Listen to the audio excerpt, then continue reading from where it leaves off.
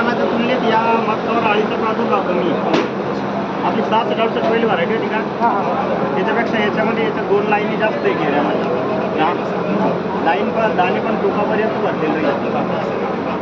मक्का जरी काढणीला आली ते हे कणसं आम्ही काढून आणले त्याच्यातून, तो तारा आता शेवटपर्यंत हिरवायचा. ते कणसं काढून पण आपण मग असतो ताऱ्यावर मावा येणार नाही. याला एकरी खर्च किती लागतो? एकरी खर्च आपल्या याच्यावर येते का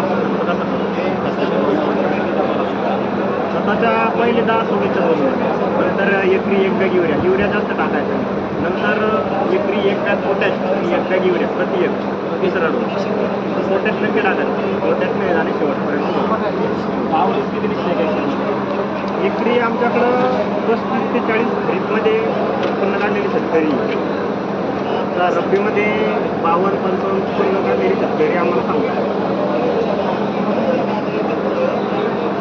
कॉल करू शकता त्यांना. 2 सभा सारखी